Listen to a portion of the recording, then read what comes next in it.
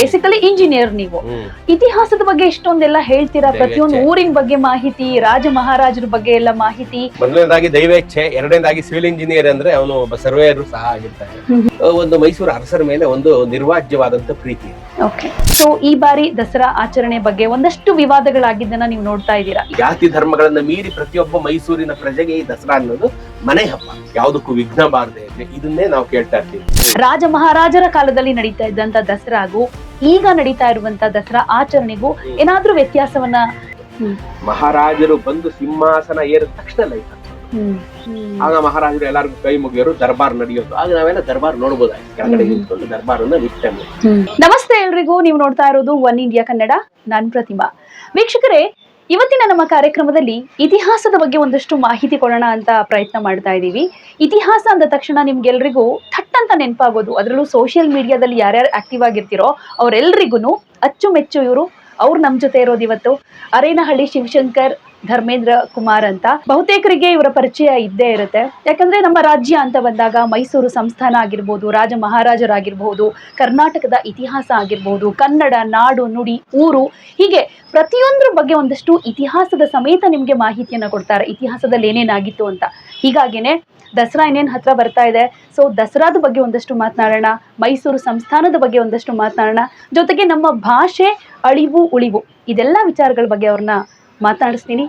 ಬನ್ನಿ, ವೆಲ್ಕಮ್ ಮಾಡೋಣ. ನಮಸ್ತೆ, ಕಾರ್ಯಕ್ರಮಕ್ಕೆ ಸ್ವಾಗತ. ನಮಸ್ಕಾರ ಎಲ್ಲರಿಗೂ. ಒನ್ ಇಂಡಿಯಾ ಕನ್ನಡ ವೀಕ್ಷಕರಿಗೆ ದಸರಾ ಹಬ್ಬದ ಶುಭಾಶಯ ಮತ್ತು ನಿಮ್ಗೂ ದಸರಾ ಹಬ್ಬದ ಶುಭಾಶಯ. Thank you sir. ಹೇಗಿದ್ದೀರಾ ಸರ್? ದೇವ್ರ ದಯೆ, ತಾಯಿ ಚಾಮುಂಡೇಶ್ವರಿ ದಯೆಯಿಂದ ಕರ್ನಾಟಕದ ಎಲ್ಲ ಜನ ಸುಖವಾಗಿರ್ಲಿ ಅಂತ ಆಸೆ ಪಡ್ತೀನಿ. ಓಕೆ ಸರ್, ಮೊದ್ಲಿಗೆ ನಿಮ್ ಬಗ್ಗೆನೂ ಒಂದಷ್ಟು ತಿಳ್ಕೊಳ್ಳೋ ಕುತೂಹಲ ಇದೆ. ಯಾಕಂದ್ರೆ ಸಿವಿಲ್ ಇಂಜಿನಿಯರ್ ಓದಿದ್ದು, ಬೇಸಿಕಲಿ ಇಂಜಿನಿಯರ್ ನೀವು. ಇತಿಹಾಸದ ಬಗ್ಗೆ ಇಷ್ಟೊಂದೆಲ್ಲ ಹೇಳ್ತೀರಾ, ಪ್ರತಿಯೊಂದು ಊರಿನ ಬಗ್ಗೆ ಮಾಹಿತಿ, ರಾಜ ಮಹಾರಾಜರ ಬಗ್ಗೆ ಎಲ್ಲ ಮಾಹಿತಿ.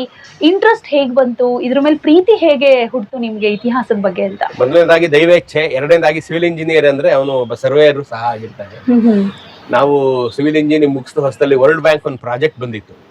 ಆ ಪ್ರಾಜೆಕ್ಟ್ ಮಾಡಕ್ಕೆ ನಾವು ಹಳ್ಳಿ ತಿರುಗಬೇಕಾಯ್ತು. ಪ್ರತಿ ಹಳ್ಳಿಯ ಒಂದು ಜನಸಂಖ್ಯೆ, ಅಲ್ಲಿನ ಮಳೆ, ಸರಾಸರಿ ಬೀಳುವಂಥ ಮಳೆ, ಬಡತನ, ಸಿರಿತನ, ಅಲ್ಲಿದ್ದಂಥ ಮನೆಗಳು, ಕಟ್ಟಡಗಳು, ಕೋಟೆ ಕೊತ್ತಲಗಳು ಎಲ್ಲವನ್ನ ರೆಕಾರ್ಡ್ ಮಾಡ್ಕೊಳ್ಬೇಕಾಯ್ತು. ಸೊ ಇದು ನನ್ನಲ್ಲಿ ಒಂದು ಆಸಕ್ತಿ ಇದ್ದಿದ್ದು. ಮತ್ತೆ ಮೈಸೂರಲ್ಲಿ ನಾವು 60ರ ದಶಕದಲ್ಲಿ ಹುಟ್ಟಿದಂತ ಎಲ್ಲರಿಗೂ ಒಂದು ಮೈಸೂರು ಅರಸರ ಮೇಲೆ ಒಂದು ನಿರ್ವಾಜ್ಯವಾದಂತ ಪ್ರೀತಿ ಇದೆ. ಸೊ ಹಂಗಾಗಿ ಅದು ನನಗೂ ಇತ್ತು. ಅದು ಬೈ ಡಿಫಾಲ್ಟ್ ನಮ್ಗೆಲ್ಲ ನಮ್ಮ ರಕ್ತದಲ್ಲಿ ಮೈಸೂರು ಅರಸರ ಮೇಲಿನ ಪ್ರೀತಿ ಬಂದ್ಬಿಟ್ಟಿದೆ. ಸೊ ಹಾಗಾಗಿ ಅದೆಲ್ಲರಿಗೂ ಇದ್ದಂಗೆ ನನಗೂ ಇತ್ತು.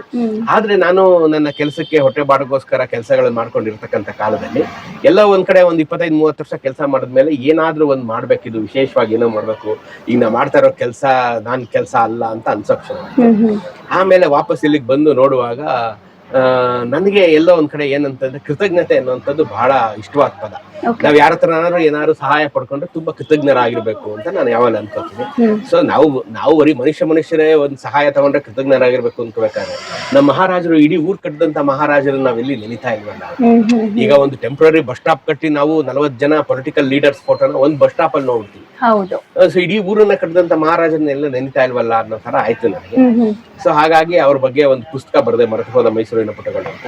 ಪುಸ್ತಕ ಬರೆದೇನು ಈಗ ಓದೋರೇ ಓದ್ತಾ ಇರ್ತಾರೆ. ಸೊ ನನಗೆ ಸಾಮಾನ್ಯರನ್ನ, ಹೌದು, ಓದೋರು ಕಡಿಮೆ ಆಗಿದ್ದಾರೆ ಮತ್ತು ಆಸಕ್ತಿ ಇರೋರೇ ಓದ್ತಿರ್ತಾರೆ ಹೊರತು 10 ಪುಸ್ತಕ ಓದಿರೋರೆ 11ನೇ ಪುಸ್ತಕ ಓದ್ತಾರೆ ಹೊರತು ಹೊಸದಾಗಿ ಯಾರು ಓದೋದಿಲ್ಲ. ಸೊ ಈಗ ಹೊಸದಾಗಿ ಓದದೇ ಇರುವಂತ ಜನಕ್ಕೆ ಇದು ತಲುಪಬೇಕು ಅಂದ್ರೆ ಏನ್ ಮಾಡ್ಬೇಕು ಅನ್ನೋವಂಥದ್ದು ನಮ್ಗೆ ಒಂದು ಯೋಚನೆ ಇದ್ದಂತ ಕಾಲದಲ್ಲಿ ಸೋಷಿಯಲ್ ಮೀಡಿಯಾ ಇತ್ತು. ಆಗ ಸೋಷಿಯಲ್ ಮೀಡಿಯಾನ ಈ ರೀತಿಯಾಗಿಯೂ ಉಪಯೋಗಿಸಬಹುದು ಅಂತ ನನಗೆ ಅನಿಸ್ತು. ಹಾಗಾಗಿ ಈ ವಿಡಿಯೋಗಳು ಮಾಡೋದಕ್ಕೆ 2019ರಲ್ಲಿ ಈ ತರ ವಿಡಿಯೋಗಳು ಮಾಡೋದಕ್ಕೆ ಶುರು ಮಾಡಿದೆ. ಓಕೆ, ಇನ್ನು ಮೈಸೂರು ಅನ್ನೋ ವಿಷಯದ ಬಗ್ಗೆ ಈಗ ಮಾತಾಡೋದು ಶುರು ಮಾಡೋಣ.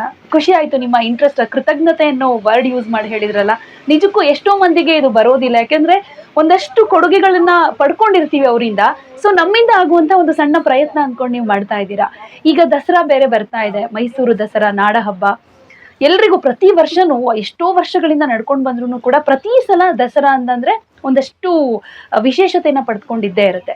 ಸೊ ಈ ಬಾರಿ ದಸರಾ ಆಚರಣೆ ಬಗ್ಗೆ ಒಂದಷ್ಟು ವಿವಾದಗಳಾಗಿದ್ದನ್ನ ನೀವು ನೋಡ್ತಾ ಇದ್ದೀರಾ. ಇನ್ನ ಶುರು ಆಗಿಲ್ಲ ಆಗ್ಲೇನೆ. ಇದ್ರ ಬಗ್ಗೆ ನೀವು ಕೂಡ ಒಂದು ವಿಡಿಯೋ ಮಾಡಿ ಹೇಳಿದ್ರಿ. ಈ ಬೂಕರ್ ಪ್ರಶಸ್ತಿ ವಿಜೇತೆ ಬಾನು ಮುಷ್ತಾಕ್ ಅವರು ದಸರಾ ಉದ್ಘಾಟನೆ ಮಾಡ್ತಾ ಇದ್ದಾರೆ ಅನ್ನೋ ವಿಚಾರಕ್ಕೆ ಸಂಬಂಧಪಟ್ಟ ಹಾಗೆ. ಸೊ ಒಬ್ಬ ಸಾಮಾನ್ಯ ವ್ಯಕ್ತಿಯಾಗಿ ಇದನ್ನ ನೋಡಿದ್ರೆ ನಿಮ್ಗೆ ಹೇಗ್ ಅನ್ಸುತ್ತೆ ಸರ್? ನೋಡಿ, 60 ವರ್ಷದಿಂದ ನಾನು ಹೆಚ್ಚು ಕಡಿಮೆ 60 ವರ್ಷದಿಂದ ನಾವು ದಸರಾ ನೋಡ್ತಾ ಇದೀವಿ. ಪ್ರತಿ ವರ್ಷದ ದಸರಾ ನಮ್ಗೆ ಹೊಸದೇನೆ. ನಾವು ಮಹಾರಾಜರು ಅಂಬಾರಿ ಮೇಲೆ ಕೂತ್ಕೊಂಡು ಹೋದಂತ ದಸರಾ ನೋಡಿದೀವಿ. ಈಗ ಚಾಮುಂಡೇಶ್ವರಿ ತಾಯಿ ಕೂತ್ಕೊಂಡು ಹೋದಂತ ದಸರಾನು ನೋಡ್ತಾ ಇದೀವಿ. ಪ್ರತಿ ವರ್ಷ ನಾವು ನೋಡುವಂತ ಕಾಲಕ್ಕೆ 1 ಲಕ್ಷ ಜನದಿಂದ ದಸರಾ ವೀಕ್ಷಣೆ ಆಗದೆ ದೊಡ್ಡ ನಂಬರ್. ಈಗ 10 ಲಕ್ಷ ಜನದಿಂದ ದಸರಾ ವೀಕ್ಷಣೆ ಅಂತ ಬರುತ್ತೆ. ಈಗ ಟಿವಿಗಳು ಬಂದಿದೆ, ಎಲ್ಲ ಮನೇಲಿ ಕೂತ್ಕೊಂಡು ಮೊಬೈಲ್ ಅಲ್ಲಿ ಟಿವಿಗಳಲ್ಲಿ ಎಲ್ಲಿ ಕೂತಿದ್ರಲ್ಲಿ ದಸರಾನ ಲೈವ್ ಅಲ್ಲಿ ನೋಡುವಂತ ಟೆಕ್ನಾಲಜಿ ಬಂದಿದೆ. ಸೊ ಅದು ಕೋಟಿಗಳನ್ನ ಮೀರುತ್ತೀಗ ನಮ್ಗೆ ಲೆಕ್ಕಕ್ಕೆ ಸಿಗಲ್ಲ ಎಷ್ಟು ಜನ ನಿಖರವಾಗಿ ದಸರಾ ನೋಡಿದ್ದಾರೆ. ನಿಮ್ ಚಾನಲ್ ಅಲ್ಲೇ ಎಷ್ಟು ಜನ ನೋಡಿದ್ದಾರೆ ಅಂತಂದ್ರೆ ಅದು ನಂಬರ್ ಆಫ್ ಚಾನಲ್ಸ್ ಎಲ್ಲಾನು ಪ್ರಸಾರ. ಹಾಗಾಗಿ ಕೋಟ್ಯಂತರ ಜನ ದಸರಾನ ವೀಕ್ಷಣೆ ಮಾಡ್ತಿರ್ತಾರೆ. ಆದ್ರೆ ನಮಗೆ ಮೈಸೂರಿಗರಿಗೆ ಪ್ರತಿ ವರ್ಷನೂ ದಸರಾ ಅನ್ನೋದೊಂದು ಸಂಭ್ರಮ. ಇದು ದಸರಾ ಅನ್ನೋದು ಜಾತಿ ಧರ್ಮಗಳನ್ನ ಮೀರಿ ಪ್ರತಿಯೊಬ್ಬ ಮೈಸೂರಿನ ಪ್ರಜೆಗೆ ಈ ದಸರಾ ಅನ್ನೋದು ಮನೆ ಹಬ್ಬ. ನಮ್ಗೆಲ್ಲ ನಮ್ಮ ಮನೆ ಹಬ್ಬದ ತರ ದಸರಾ. ಮೈಸೂರಿಗೆ ಬನ್ನಿ ಅಂತ ನಾವು ಖುಷಿಯಿಂದ ಕರಿತೀವಲ್ಲ, ಹಾಗಾಗಿ ಇದು ನಮ್ಮ ಮನೆ ಹಬ್ಬದ ತರ. ನಮ್ ಪ್ರತಿ ವರ್ಷ ದಸರಾ ಬಂದ್ರು ಬೇರೆ ಮನಸ್ಸು ಎಲ್ಲೂ ಹೋಗಲ್ಲ, ಬರೀ ದಸರದ ಮೇಲೆ ಇರುತ್ತೆ. ದಸರದ ಮೇಲೆ ಕಾನ್ಸಂಟ್ರೇಟ್ ಆಗಿರ್ತೀವಿ. 10 ದಿನ ನಾವು ದಸರಾ ಮುಗಿಯೋವರೆಗೂ ನಾವು ಆ ಕಡೆ ಈ ಕಡೆ ಅಲ್ಲಾಡಲ್ಲ. ಮೈಸೂರಲ್ಲಿ ಏನ್ ನಡೀತಾ ಇದೆ ಅನ್ನೋದ್ರ ಮೇಲೆ ನಮ್ ಗಮನ ಇರುತ್ತೆ. ಆಮೇಲೆ ಪ್ರತಿ ವರ್ಷ ನಡೆಯುವಂತ ಎಲ್ಲ ಸಾಂಪ್ರದಾಯಿಕ ಉತ್ಸವಗಳು, ಪೂಜೆಗಳು, ಶಾಸ್ತ್ರಗಳು, ಸಂಪ್ರದಾಯಗಳು ನಡ್ಕೊಂಡ್ ಬರ್ತಾ ಇದೆಯಾ, ಏನು ತೊಂದರೆ ಆಗ್ಲಿಲ್ವಾ? ಸದ್ಯ ತೊಂದರೆ ಆಗ್ಲಿಲ್ಲ, ಇದೇ ನಮ್ಗೆ ಅನಿಸ್ತಾ ಇರುತ್ತೆ. ಎಲ್ಲೂ ಏನು ತೊಂದರೆ ಆಗದೆ ಇರ್ಲಿ, ಎಲ್ಲೂ ಏನು ಅಡಚಣೆ ಆಗದೆ ಇರ್ಲಿ, ಯಾವ್ದಕ್ಕೂ ವಿಘ್ನ ಬಾರದೆ ಇರ್ಲಿ, ಇದನ್ನೇ ನಾವು ಕೇಳ್ತಾ ಇರ್ತೀವಿ. ನಾವು ನಮ್ ಕೆಲ್ಸಗಳಿಗೂ ಅಷ್ಟು ಟೆನ್ಷನ್ ತಗೊಳಲ್ಲ. ದಸರಾ ನಮಗ್ ಕ್ಲೀನ್ ಆಗಿ ನಡೆದು ಬಿಡ್ಬೇಕು ಅನ್ನೋದೇ ನಮ್ಮ ಪ್ರತಿಯೊಬ್ಬ ಮೈಸೂರಿಗನ ಮನಸ್ಸಲ್ಲಿ ಇರುತ್ತಿದ್ದು. ನಮ್ಗೆ ಅದು ಜಂಬೂ ಸವಾರಿ ದಿನ ಅಂತೂ ಸದ್ಯ ನಮ್ಗೆ ಅಭಿಮನ್ಯು ಮೇಲೆ ಈ ಸರಿ ಅಭಿಮನ್ಯು ಹೊರತಾ ಇದ್ದಾನೆ. Abhimanyu is the king of the jungle. ನೀವು ನಾನು ಮೊನ್ನೆ ಅಭಿಮನ್ಯು ಮಾತಾಡಿಸಿದಾಗ ಅಭಿಮನ್ಯುನ ನಾನ್ ಮಾತಾಡಿಸ್ತಾ ಇರ್ಬೇಕಾದ್ರೆ ಈ ಮುಂದ್ಗಡೆ ಒಂದು 100 ಮೀಟರ್ ದೂರದಲ್ಲಿ ಒಂದ್ 4 ಆನೆ ನಿಂತಿತ್ತು. ಅವನು ಭೀಮಾ ಮತ್ತೆ ಅವನು ಹಾಸನದ ಶ್ರೀಕಂಠ ಅವರೆಲ್ಲ. ಅವ್ರು ಯಾಕೆ ಬರ್ತಾ ಇಲ್ಲ ಅಂದ್ರೆ ಇವನು ನೋಡಿ ಹೆದರ್ಕೊಂಡ್ ಬರ್ತಾ ಇಲ್ಲ ಅಂತ. That is Abhimanyu. ಅವ್ನು ಎಷ್ಟು ಇದನ್ನ ಇಟ್ಟಿದ್ದಾನೆ ಅಭಿಮನ್ಯು, ಹವಾ ಇಟ್ಟಿದ್ದಾನೆ ಕಾಡಲ್ಲಿ ಅಂದ್ರೆ ಅಷ್ಟು ಹವಾ ಇಟ್ಟಿದ್ದಾನೆ. ಅಂತ ಅಭಿಮನ್ಯು ದಸರಾನ ಇವತ್ತು ಸರಿ ಅಂಬಾರಿ ಹೊರ್ತಾ ಇದ್ದಾನೆ. ಈ ಸರಿ ಅವ್ನಿಗೆ 59 ವರ್ಷ, ಮುಂದಿನ ವರ್ಷ 60 ವರ್ಷ ರಿಟೈರ್ ಆಗ್ಬಿಡ್ತಾನೆ. 60 ವರ್ಷ ಆದ್ಮೇಲೆ ಹೊರ್ಸಲ್ಲ. ಸೊ ಅಂತ ಅಭಿಮನ್ಯು ಹೊರ್ತಾ ಇದ್ದಾನೆ. ಆದ್ರೂ ನಮ್ಗೆ ಸದ್ಯದ ಅಭಿಮನ್ಯು ಇದನ್ನ ಸಹಜವಾಗಿ ಬಹಳ ಸುಲಲಿತವಾಗಿ ದಸರಾ ಅಂಬಾರಿಯನ್ನ ತಾಯಿ ಚಾಮುಂಡೇಶ್ವರಿನ ಹೊತ್ಕೊಡೋಕ್ ಬನ್ನಿ ಮಂಟಪಕ್ಕೆ ತಲುಪಿಸ್ಬಿಡ್ಲಿ, ಇದೆಲ್ಲ ನಮ್ಮ ಮನ್ಸಲ್ಲಿ ಇರುತ್ತೆ. ಸಂಭ್ರಮ ಒಂದ್ ಕಡೆ ಇದ್ರೆ ಒಂದೆಲ್ಲೋ ಒಂದ್ ಸಣ್ಣದೊಂದು ಆತಂಕನ ಇರುತ್ತೆ. ಸದ್ಯ ದಸರಾ ಕ್ಲೀನ್ ಆಗಿ ನಡೆದೋಗ್ಬಿಡ್ಲಿ, ಮಳೆ ಬರ್ದೇ ಇರ್ಲಿ, ಜನ ಗಲಾಟೆ ಮಾಡದೇ ಇರ್ಲಿ, ನುಗ್ಗ ಆಗದೆ ಇರ್ಲಿ, ಸಿಕ್ಕಾಪಟ್ಟೆ ಬಿಸಿಲೂನು ಬರ್ದೇ ಇರ್ಲಿ, ಜನ ಸುಸ್ತಾಗಿ ದಸರಾ ನೋಡಕ್ ಆತರ ಆಗದೆ ಇರ್ಲಿ, ಎಲ್ಲ ಸುಲಲಿತವಾಗ್ಲಿ, ಮೈಸೂರಲ್ಲಿ ಟ್ರಾಫಿಕ್ ಜಾಮ್ ಆಗದೆ ಇರ್ಲಿ, ಜನ ಎಲ್ಲ ಬಂದವ್ರಿಗೆಲ್ಲ ಒಂದ್ ಅನುಕೂಲ ಆಗ್ಲಿ, ಇದೆಲ್ಲ ನಮ್ಮ ಮೈಂಡ್ ಅಲ್ಲಿ ಇರುತ್ತೆ ಮೈಸೂರವ್ರಿಗೆ. ಯಾಕೆಂದ್ರೆ ಇಡೀ ಮೈಸೂರೇ ನಮ್ಮ ಮನೆ ಅನ್ನೋ ಲೆಕ್ಕ ಇವಾಗ ನಮ್ಗೆ. ಮೈಸೂರಿಗೆ ಬಂದಿದ್ದಾರೆ ಜನ, ಎಲ್ಲೆಲ್ಲಿಂದನೂ ಬರ್ತಾರೆ ಜನ ಮೈಸೂರಿಗೆ. ಅವ್ರಿಗೇನು ತೊಂದರೆ ಆಗದೆ ಇರ್ಲಿ, ಎಲ್ರಿಗೂ ಸಕಾಲದಲ್ಲಿ ಊಟ ತಿಂಡಿ ರೂಮ್ಗಳು ಸಿಕ್ಲಿ, ಆಹಾರ ಪದಾರ್ಥಗಳು. ಯಾಕೆಂದ್ರೆ ದಸರಾ ಅಂತಂದ್ರೆ 2:30 ಶುರು ಆಗುತ್ತೆ. ದಸರಾ ಅಂತಂದ್ರೆ 12 ಗಂಟೆ 10 ಗಂಟೆ 9 ಗಂಟೆ ಸೀಟ್ ಇಟ್ಕೊಂಡು ಕೂತಿರ್ತಾರೆ. ದುಡ್ಡು ಕೊಟ್ಟು ಸೀಟ್ ಇಸ್ಕೊಂಡು ಕೂರ್ಸಿರ್ತಾರೆ. ಅವ್ರಿಗೆ 500,000 ದುಡ್ಡು ಕೊಟ್ಟು ಮುಂದಿನ ಸಾಲಲ್ಲಿ ಕೂರ್ಸಿರ್ತಾರೆ. ಇವ್ರು ಬಂದ್ಮೇಲೆ ಒಂದ್ ಜಾಗ ಬಿಡ್ತಾನೆ. ಈ ತರ ಎಲ್ಲ ಇರುತ್ತೆ. ಸೊ ಇದನ್ನೆಲ್ಲ ಸುಲಲಿತವಾಗಿ ನಡೀಲಿ. ಸೊ ಇದು ನಮ್ಮ ಪ್ರತಿ ವರ್ಷದ ದಸರಾದ ನಮ್ಮ ಪ್ರಾರ್ಥನೆ ಆಗುತ್ತೆ. ಪ್ರತಿ ವರ್ಷನೂ ಯಾವ ವರ್ಷನೂ ದಸರಾದಲ್ಲಿ ಯಾವುದೇ ಅಡ್ಡಿ ಆತಂಕಗಳಿಲ್ಲದೆ ತಾಯಿ ಚಾಮುಂಡೇಶ್ವರಿ ಕೃಪೆಯಿಂದ ಎಲ್ಲಾನು ಸುಲಲಿತವಾಗಿ ನಡ್ಕೊಂಡು ಹೋಗ್ತಾ ಇದೆ. ನಮ್ಗೆ ಅದೊಂದು ಸಂಭ್ರಮ. ನಾವು 60 ವರ್ಷದಿಂದ ದಸರಾ ನೋಡಿದೀವಿ. 60 ವರ್ಷದಿಂದ ಅಂಬಾರಿ ಮೇಲೆ ನಾವು ಅಂಬಾರಿ ಆನೆ ಮೇಲೆ ಬರುವಂತ ಗಜಗಾಂಬೀರಿ ಅದು ಹಿಂಗೆ ಅಲ್ಲಾಡ್ಕೊಂಡು ಬರೋದು ನೋಡೋದಿದೆಯಲ್ಲ, ಅದರಂತ ಸಂಭ್ರಮದ ಕ್ಷಣವನ್ನು ನಾವು ಇನ್ನೊಂದು ದೃಶ್ಯದಲ್ಲಿ ನಾವು ಕಣ್ತುಂಬಿಕೊಳ್ಳಲಾರೆವು. ನಮಗೆ ಅತ್ಯಂತ ಸಂಭ್ರಮದ ದೃಶ್ಯ ಯಾವ್ದಪ್ಪ ಅಂದ್ರೆ ಅಂಬಾರಿ ಮೇಲೆ, ಆನೆ ಮೇಲೆ ಅಂಬಾರಿ ಬರುವಂತ. ಅದೇ ನಮ್ಗೆ ಸಂಭ್ರಮದ ದೃಶ್ಯ. ಯಾವಾಗಲೂ ಅದು ನೋಡ್ತಾ ಇದ್ರೆ ಅದು ನೋಡೋ ಸೊಗಸೇ ಬೇರೆ. ಅದು ನೋಡೋ ಸಂಭ್ರಮನೇ ಬೇರೆ. ಅದನ್ನ ಜನ ನೋಡಿ ಉದ್ಘಾರ ಹಾಕೊಂಡು ಮುಂದೆ ಎಲ್ಲ ಮಹಾರಾಜರು ಕೂತ್ಕೊಂಡ್ ಬರ್ತಾ ಇದ್ರು, ಜಯಚಾಮರಾಜ ಒಡೆಯರು ಕೂತ್ಕೊಂಡ್ ಬರ್ತಾ ಇದ್ರು. ಈಗ ಚಾಮುಂಡೇಶ್ವರಿ ತಾಯಿನ ಕೂರ್ಸ್ಕೊಂಡ್ ಬರ್ತಾರೆ. ಸೊ ಹಾಗಾಗಿ ನಮ್ಗೆ ಪ್ರತಿ ವರ್ಷದ ದಸರಾ ರಾಜಾ ಪ್ರತ್ಯಕ್ಷ ದೇವತಾ ಅಂತ ನಾವು ಮಹಾರಾಜರನ್ನೇ ನಾವು ದೇವರು ಅಂತ ಅನ್ಕೊಂಡಿದ್ದಂಥವ್ರು. ಅವರು ಪ್ರಜಾವಾತ್ಸಲ್ಯರು. ಪ್ರಜೆಗಳನ್ನ ಮಕ್ಕಳಂತ ನೋಡ್ಕೊಂಡವ್ರು ನಮ್ಮ ಮಹಾರಾಜ.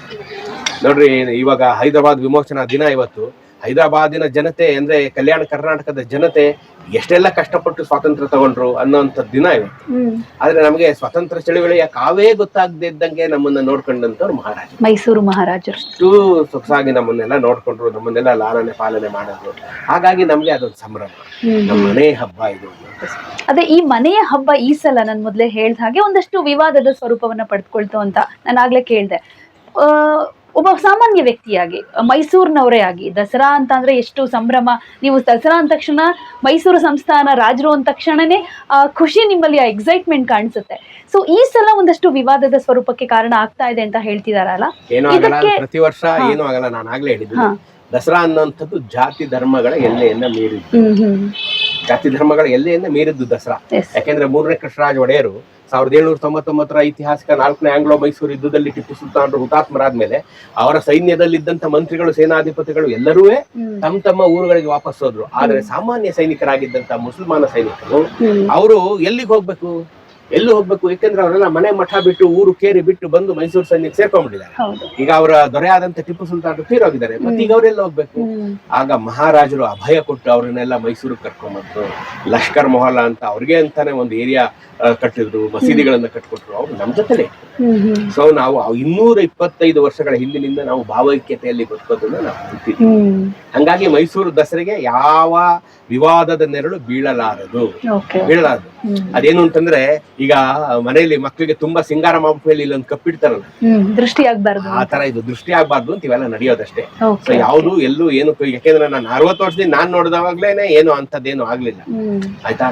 ಸೊ ಹಿಂದೆ ಒಂದ್ ಕಾಲಕ್ಕೆ ಯಾವಾಗಲೋ ಒಂದ್ಸರಿ ನಾಲ್ಕು ಕೃಷ್ಣರಾಜ ಒಡೆಯರ್ ಕೂತಿದ್ದಾಗ ಅಂಬಾರಿ ಒಂದ್ಸಲಿ, ಆನೆಗೆ ಒಂದ್ಸರಿ ಮತ್ ಬಂದ್ ಆ ಕಡೆ ಓಡ್ಬಿಡ್ತು ಅಂತ ಒಂದಿದೆ. ಆದ್ರೂ ಏನು ಆಗ್ಲಿಲ್ಲ, ಅವ್ರ ಅಂಬಾರಿ ಬೀಳ್ಲಿಲ್ಲ ಅಥವಾ ಮಹಾರಾಜರಿಗೂ ಏನು ಆಗ್ಲಿಲ್ಲ. ಆಮೇಲೆ ಸುಲಲಿತವಾಗಿ ನಡ್ಕೊಂಡಿದ್ರು. ಸೊ ಹಾಗಾಗಿ ಇದು ಖುದ್ದು ತಾಯಿ ಚಾಮುಂಡೇಶ್ವರಿನೇ ಲೀಡರ್ಶಿಪ್ ತಗೊಂಡು ನಡೆಸೋಂತ ಹಬ್ಬ. ಅವಳೇ ಲೀಡರ್ಶಿಪ್ ತಗೊಂಡು ಅವಳೇ ಮುಂದಾಳತ್ವ ತಗೊಂಡ್ಬಿಡ್ತಾಳೆ ಇದಕ್ಕೆ. ಸೊ ಹಂಗಾಗಿ ದಸರೆಗೆ ಯಾವ ವಿಘ್ನವೂ ಬರೋದಿಲ್ಲ, ಬರೋದೂ ಇಲ್ಲ, ಬರೋದು. 60 ವರ್ಷದಿಂದ ದಸರಾ ನೋಡ್ಕೊಂಡು ಬರ್ತಿದೀನಿ ಅಂತ ಹೇಳಿದ್ರಿ. ಆಗಿನ ದಸರಾ ಸಂಭ್ರಮ, ಆಚರಣೆ, ಒಂದಷ್ಟು ಪದ್ಧತಿಗಳಿಗೆ ಈಗ ಸರ್ಕಾರದ ಅಡಿಯಲ್ಲಿ ಕೂಡ ನಡೀತಾ ಇದೆ ಅಂದಾಗ ನಾಡ ಹಬ್ಬ ದಸರಾ ಆಗ್ಬಿಟ್ಟಿದೆ. ಇವಾಗ ರಾಜ ಮಹಾರಾಜರ ಕಾಲದಲ್ಲಿ ನಡೀತಾ ಇದ್ದಂತ ದಸರಾಗೂ ಈಗ ನಡೀತಾ ಇರುವಂತ ದಸರಾ ಆಚರಣೆಗೂ ಏನಾದ್ರೂ ವ್ಯತ್ಯಾಸವನ್ನ ಗಮನಿಸಿ ಹೇಳೋದಾದ್ರೆ ನೀವು? ರಾಜ ಮಹಾರಾಜರು ನಡೀತಿದ್ದ, ಈಗ ನೋಡಿ, ಈಗ ಎರಡು ತರ ನಾಡ ಹಬ್ಬ ದಸರಾ ಅಂದ್ರೆ ಇಲ್ಲಿ ಎರಡು ಬೇರೆ ಬೇರೆ. ದಸರಾ ಅನ್ನುವಂಥದ್ದು ಅದು ಅರಮನೆ ಒಳಗೆ ನಡೆಯುವಂತ ಸಂಪ್ರದಾಯಬದ್ಧವಾದಂತ ಪೂಜೆ, ಅರ್ಥ ಆಯ್ತಾ. ಸೊ ಅದು ಅರಮನೆಯವರು ಅವ್ರಿಗೆ ಮಹಾರಾಜರು 22ನೇ ತಾರೀಕು ಸೋಮವಾರ ಬೆಳಗ್ಗೆ ಕಂಕಣ ಕಟ್ಟಿದ್ರೆ ಅವರು ಅಕ್ಟೋಬರ್ 2ನೇ ತಾರೀಕು ವಿಜಯದಶಮಿ ಮುಗಿದ ಮೇಲೆ ಕಂಕಣ ಧಾರಣೆಯನ್ನ ಬಿಚ್ತಾರೆ. ಅಲ್ಲಿವರೆಗೂ ಅವ್ರು ಎಲ್ಲೂ ಹೋಗಲ್ಲ. ಯದುವೀರ್ ಕೃಷ್ಣ ಚಾಮರಾಜ ಒಡೆಯರು ಅರಮನೆಯಲ್ಲಿ ವಿರಾಜಮಾನವಾಗಿರ್ತಾರೆ. ಅವರು ಬೆಳಗ್ಗೆ ಪೂಜೆ, ಮಂಗಳಾರತಿ, ಹೋಮ ಹವನ ಸಂಪ್ರದಾಯಗಳು, ಸಾಯಂಕಾಲ ಸಿಂಹಾಸನಾರೋಹಣ, ದರ್ಬಾರು, ಇವೆಲ್ಲ ತುಂಬಾ ಸಂಪ್ರದಾಯಬದ್ಧವಾಗಿ ಮುಹೂರ್ತಕ್ಕೆ ತಕ್ಕಂತೆ ಮಾಡೋದ್ರಲ್ಲೇ ಅವ್ರು ಇಡೀ ದಿನ 9 ದಿನ ಕಳೆದೋಗುತ್ತೆ. 10ನೇ ದಿನ ಅವರು ಬನ್ನಿ ವೃಕ್ಷಕ್ಕೆ ಪೂಜೆ ಮಾಡೋದರೊಂದಿಗೆ ಅವರು ಇದು ಮುಗಿಯುತ್ತೆ. ಅದು ದಸರಾ.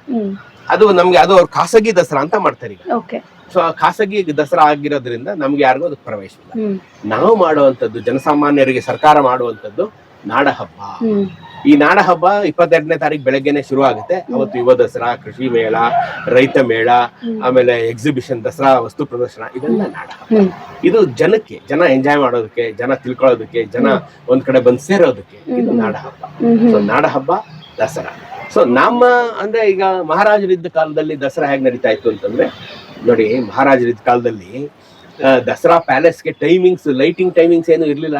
ಈಗಿದೆ 7 to 8 ಅಂತ ಇರ್ತೀಗ. ಈಗ ನೀವು ಗೂಗಲ್ ಮಾಡ್ಕೊಂಡು ನೋಡ್ಕೊಂಡು ಹೋಗೋದೀಗ ಲೈಟಿಂಗ್ ಟೈಮಿಂಗ್ಸ್ ಏನು ಅಂತ. ಆ ಫಿಕ್ಸ್ ಆಗ ಹಂಗಿರ್ಲಿಲ್ಲ. ಆಗ ಪ್ರತಿದಿನ ಒಂದ್ ಮುಹೂರ್ತ ಇತ್ತು. ಆ ಮುಹೂರ್ತಕ್ಕೆ ಮಹಾರಾಜರು ಸಿಂಹಾಸನಾರೋಹಣ ಮಾಡ್ಬೇಕಿತ್ತು.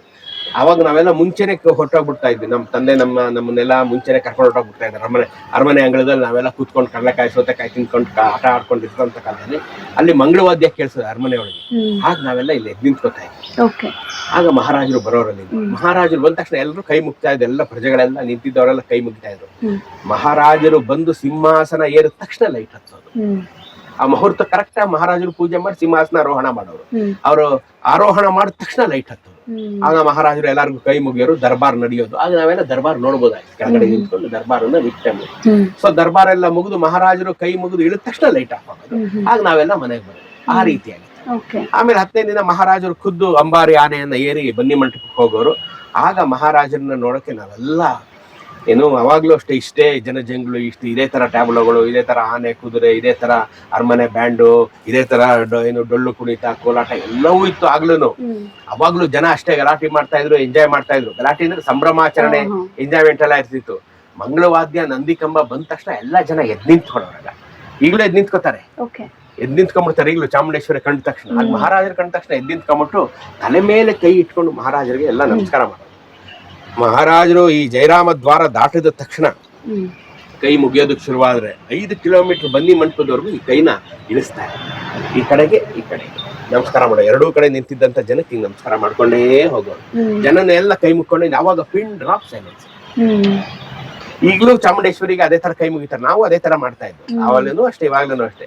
ಈಗ ನಾವು ಹೋಗಿ ದಸರಾ ನೋಡಕ್ಕಾಗಲ್ಲ, ಈಗ ಸ್ಟುಡಿಯೋದಲ್ಲಿ ಕೂತ್ಕೊಂಡು ನಾನೇ ಕಾಮೆಂಟ್ರಿ ಹೇಳ್ತಾ ಇರ್ತೀನಿ. ಸೊ ನಾವೆಲ್ಲ ಆತರ, ಈಗಲೂ ಮೈಸೂರಿನ ಜನ ಆತರನೇ. ನಾವ್ ಯಾವತ್ತೂ ರಾಜ ಪ್ರತ್ಯಕ್ಷ ದೇವತಾ ಅನ್ಕೊಳ್ಳೋರೆ. ನಾವು ಮೈಸೂರಿನ ಜನ ಅರಮನೆ ಮುಂದೆ ಹೋಗ್ಬೇಕಾದ್ರೆ ದೇವಸ್ಥಾನ ನೋಡಿದಾಗ ನಮಸ್ಕಾರ ಮಾಡ್ಕೊಳಲ್ವಾ, ಹಾಗೆ ನಮಸ್ಕಾರ ಮಾಡ್ಕೊಂಡು ಗಾಡಿಲಿ ಹೋಗ್ತಾ ಇರ್ಲಿ, ಕಾರಲ್ಲಿ ಹೋಗ್ತಾ ಇರ್ಲಿ, ನಡ್ಕೊಂಡು ಹೋಗ್ತಾ ಇರ್ಲಿ, ಅರಮನೆ ನೋಡಿದ ತಕ್ಷಣ ನಮಸ್ಕಾರ ಮಾಡ್ಕೊಂಡೆ ಮುಂದಕ್ಕೆ ಹೋಗ್ತೀವಿ. ಸೊ ನಮ್ಗೆ ಅವ್ರ ದೇವ್ರು ಅನ್ನೋ ಭಾವನೆ ಇದೆ, ಅವ್ರಿಗೆ ನಾವು ಮಕ್ಕಳು ಅನ್ನೋ ಭಾವನೆ ಇದೆ. ಸೊ ಈ ಒಂದು ಅವಿನಾಭಾವ ಸಂಬಂಧ ಈ ಜಗತ್ತಿನ ಯಾವುದೇ ಮೂಲೆಯಲ್ಲಿ ನಿಮಗೆ ಸಿಕ್ಲಾರದು. ಇದು ಓನ್ಲಿ ಇನ್ ಮೈಸೂರು. ಈ ತರದ ರಾಜವಂಶ, ಈ ತರದ ಪ್ರಜೆಗಳು ಇನ್ನೆಲ್ಲೂ ಸಿಕ್ಕಲ್ಲ. ಈ ಕಾಂಬಿನೇಷನ್ ಮೈಸೂರಲ್ಲಿ ಮಾತ್ರ, ಮೈಸೂರಿನವರು ಮಾತ್ರ ಈ ಸುಖ, ನಮಗೆ ಮಾತ್ರ ಈ ಸುಖ. ಹಂಗಾಗಿ ನಮ್ಗೆ ಈ ಜಂಬ, ಮೈಸೂರು ಅರಮನೆ, ಮೈಸೂರು ದಸರಾ ಜಗದ್ವಿಖ್ಯಾತಿ ಆದಂತದ್ದು. ಈ ಜಗತ್ನಲ್ಲಿ ಇನ್ನೊಂದು ಇಲ್ಲ ಇಂಥದ್ದು. ಖುದ್ದು ದೇವಾನು ದೇವತೆಗಳು ಮೇಲಿಂದ ನೋಡ್ತಾರೆ ಇದನ್ನ, ಅಯ್ಯೋ ಎಷ್ಟ್ ಜನ ಇದೆಯಪ್ಪ ಇದು ಅನ್ನೋಂಥದ್ದು, ಅಂತ ಹೊಟ್ಟೆ ಕಿಚ್ಚು ಪಟ್ಕೊಳ್ಳೋ ದಸರಾ ನಮ್ದು. ಸೊ ಅದನ್ನ ನಾವು ಚಿಕ್ಕಂದಿಂದ ನೋಡ್ಕೊಂಡ್ ಬಂದಿದೀವಿ ಅಂದ್ರೆ ನಮ್ಗೆಲ್ಲ ಜಂಬ. ಸೊ ಆಗಿನ ಕಾಲದ ದಸರಾ ಹಂಗಿರ್ತಾ ಇತ್ತು. ಹಾಗೆಲ್ಲ ಹೇಗೆ ಅಂತಂದ್ರೆ ಅರಮನೆಯಲ್ಲಿ ಮದುವೆ ಮುಂಜಿ ನಾಮಕರಣ ಏನೇ ಆದ್ರೂ ಪ್ರತಿಯೊಬ್ಬರ ಮನೆಗೂ ಸ್ವೀಟ್ ಹಂಚ್ತಾ ಇದ್ರು, ನಮ್ಮ ಮನೆಗೂ ಕೊಡ್ತಾ ಇದ್ರು. ಪ್ರತಿಯೊಬ್ಬರ ಮನೆಗೂ ಸ್ವೀಟ್ ಕೊಡ್ತಾ ಇದ್ರು. ಕುದುರೆ ಸಾರೋಡ್ ಬರೋದು, ಎಲ್ಲಾರ ಮನೆಗಳಿಗೂ ಸ್ವೀಟ್ ತಗೊಂಡೋಗ್ ಕೊಡೋರು, ಎಲ್ಲಾರ ಮನೆಗೂ ಕೊಡೋರು. ನಮ್ನೆಲ್ಲ ಊಟ ಹಾಕೋರು, ಪೂರ್ಣ ಇಂಚತ್ರ ಅಂತ ಅಲ್ಲಿ ಎಲ್ಲಾರ್ಗು ಊಟ ಹಾಕೋರು. ಇದನ್ನೆಲ್ಲ ತಿಂದು ಉಂಡು ಬೆಳೆದವ್ರು ನಾವು ಮೈಸೂರಿಗರು ಅಂದ್ರೆ. ಹಾಗಾಗಿ ಅರಮನೆ ಮೇಲೆ ನಮ್ಗೆ ಎಂದಿಗೂ ತೀರಿಸಲಾರದಂತ ಋಣಭಾರ ಇದೆ. ಅದನ್ನ ತೀರಿಸುವಂತ ಪ್ರಯತ್ನ ಇವೆಲ್ಲ. ನಾ ಯಾರೇ ಕರೆದ್ರು ಬಂದು ಇದನ್ನೆಲ್ಲ ಮಾತಾಡ್ತೀನಿ ಅಂದ್ರೆ ಇವೆಲ್ಲ ನಾವು ಋಣಭಾರವನ್ನ ತೀರಿಸುವಂತ ಪ್ರಯತ್ನ. ಮತ್ತು ನಿಮ್ಮಂತ ಈಗ ಮುಂದಿನ ಜನಾಂಗಕ್ಕೆ, ಯಂಗರ್ ಜನರೇಷನ್ಗೆ ಈ ಒಂದು ಸಂಭ್ರಮವನ್ನ ದಾಟಿಸುವಂತ ಪ್ರಯತ್ನ. ನೀವು ಅದ್ರಲ್ಲಿ ಭಾಗಿಯಾಗ್ಬೇಕು. ಹೇಗೆಲ್ಲ ಇತ್ತು ನಮ್ಮ ಊರು, ಹೇಗೆಲ್ಲ ಬೆಳ್ಕೊಂಡ್ ಬಂದಿದೆ. ಸೊ ಇಷ್ಟು ಸುಭದ್ರವಾಗಿ ನಾವು ಇದೀವಿ ಅನ್ನೋದಕ್ಕೆ ಎಂತ ಭದ್ರವಾದ ಅಡಿಪಾಯವನ್ನು ಮಹಾರಾಜರು ಹಾಕೊಟ್ಟಿದ್ದಾರೆ ಅನ್ನೋಂಥದ್ದು ಬಹಳ ಮುಖ್ಯ. ನೀವೇ ಎಲ್ಲೋ ಒಂದ್ ಕಡೆ ಹೇಳಿದ್ರಿ, ಮಹಾರಾಜರು ಅಂದ್ರೆ ಪ್ರಾತಃ ಸ್ಮರಣೆಯ ಅರ್ಹರು ಅವರು ಅಂತ. ಪ್ರತಿನಿತ್ಯ ಬೆಳಗ್ಗೆ ಎದ್ದ ತಕ್ಷಣ ಅವ್ರನ್ನ ನೆನಪು ಮಾಡ್ಕೊಳ್ಬೇಕು, ಅನುಮಾನವೇ ಇಲ್ಲ. ನಾವು ನಮ್ಮ ಮನೆ ದೇವ್ರ ಕೈ ಮುಗಿಯೋದ್ ಮರ್ತೋದ್ರು ಮಹಾರಾಜರು ಕೈ ಮುಗಿತಾ ಇರ್ಬೇಕು. ನಾವು ಮೈಸೂರಿನ ಜನ ಪ್ರಾತಃ ಸ್ಮರಣೀಯ ದೈವಾಂಶ ಸಂಭೂತ ಮಹಾರಾಜರೇ ಅವರೆಲ್ಲ. ಅಂತಹ ಮಹಾರಾಜರು ಇವರೆಲ್ಲ ತಮ್ಮ ಸುಖವನ್ನ ಮರೆತು ನಮ್ಮ ಸುಖಕ್ಕಾಗಿ ಶ್ರಮಿಸಿದಂತ ಮಹಾರಾಜರು, ಮೈಸೂರು ಮಹಾರಾಜರು. ತಮ್ಮ ಸುಖವನ್ನ ಮರೆತರು, ತಾವು ಕಷ್ಟದಲ್ಲಿ ಮಿಂದ್ರು, ಕಣ್ಣೀರಲ್ಲಿ ಕೈ ತೊಳೆದ್ರು, ರಕ್ತ ಕಣ್ಣೀರು ಬಂತು. ಇಷ್ಟೆಲ್ಲ ಇದ್ರು ಅವರು ಎಲ್ಲಿಯೂ ಅದನ್ನ ಹೇಳಿಕೊಳ್ಳದೆ, ಪ್ರಜೆಗಳ ಮೇಲೆ ಅದರ ಒತ್ತಡವನ್ನ ಹಾಕದೆ, ತೆರಿಗೆಯನ್ನ ಹಾಕದೆ, ತಾವೇ ಕಷ್ಟಪಟ್ಟರು, ಸಾಲ ಸೋಲ ಮಾಡಿದ್ರು, ಊರ್ ಕಟ್ಟಿದ್ರು, ಡ್ಯಾಮ್ ಕಟ್ಟಿದ್ರು, ಆಸ್ಪತ್ರೆ ಕಟ್ಟಿದ್ರು, ಶಾಲೆ ಕಟ್ಟಿದ್ರು, ಎಲ್ಲವನ್ನ ಕಟ್ಟಿ ನಮಗೆ ಕೊಟ್ಟರು. ಹಾಗಾಗಿ ಅವರು ನಮ್ಗೆ ದೇವರ ಸಮಾನ.